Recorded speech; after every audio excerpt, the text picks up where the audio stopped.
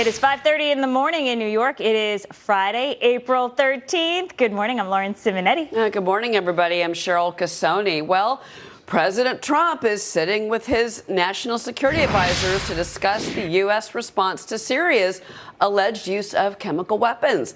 Complicating matters is Syrian ally Russia, warning that military action in Syria could have serious consequences. We'll see what happens. We're obviously looking at that very closely. It's too bad that the world puts us in a position like that. But, you know, as I said this morning, we've done a great job with ISIS. We have just absolutely decimated ISIS. But now we have to make some further decisions. So they'll be made fairly soon. Well, if there are airstrikes, it's very possible the U.S. will not act alone. Both France and Britain say action must be taken to stop the further use of chemical weapons. For more on this, let's bring in former military officer Steve Rogers and Behnam Bental Eblu of the Foundation for Defense of Democracies. Gentlemen, good morning. Good morning. Thank you. Good morning. Steve, I want to start with you. Tomorrow, a fact-finding team from the Organization for the Prohibition of Chemical Weapons are scheduled to arrive in Syria. They're going to investigate possible use of chemical weapons. Do you think that that's going to have any impact on a decision that could or could not come over the weekend from the Trump administration? Well, to begin with, Vladimir Putin and Assad are challenging the will, the might, and the strength of the United States of America. And under the leadership of this president, they're going to find very, very soon that they made a mistake, an error in judgment regarding the will of this president to respond. So I don't think that the inspectors are going to play any role in the decision that the president will probably be making within the next few days. You know, but the Russians do have an air base in Syria. They have, maybe it's estimated, we should say, dozens of aircraft on the ground there. And then that's got fighters, they've got bombers, there's warships, 10 to 15. We have seen some satellite images that maybe some of those warships have moved out, the Russian warships, that is. What does that signal to you? And just to add, Russia has been known to be able to jam U.S. drones over the past week and, of course, has deployed the S-400 surface-to-air missile defense system to the Syrian theater.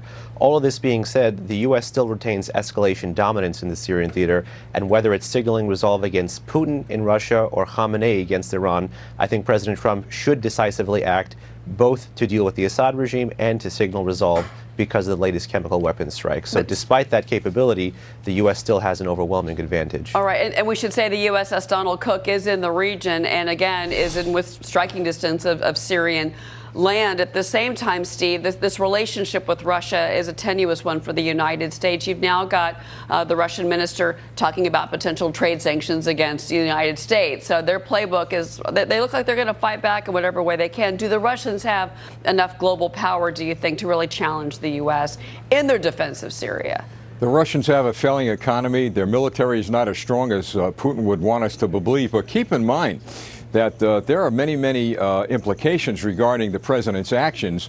Iran is looking, North Korea, I'm sure, is watching, and the rest of the entire world, including potential enemies, are watching, and they're waiting, and they're seeing what President Trump's going to do. And this is why I believe that he's going to take the proper military action that's necessary to send a message to the world that you just don't do things like Assad and Putin did in Syria. Behnam, what do you make of the delay here in the response from the Trump administration? Because remember, a year ago, when there was a chemical attack on the Syrian people, the president acted unilaterally and instantly. Now he's more reaching out to our allies. But French President Emmanuel Macron has already told him, we have evidence it was the Syrian regime that did this. What's the delay then? Well, hopefully the delay is to make sure that we have additional allies on board. There's been reporting over the past week that Saudi Arabia may be interested in lending support to some kind of international coalition if there is a strike in Syria.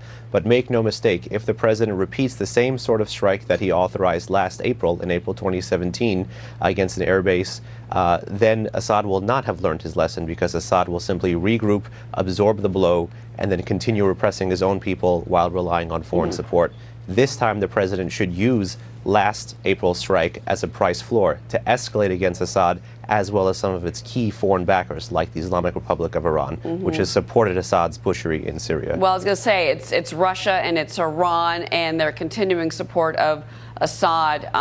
And we'll see who blinks first, frankly, over the weekend. It's going to be an interesting weekend. Behnam and Steve Rogers, thank you very much. We appreciate it, guys. You're welcome.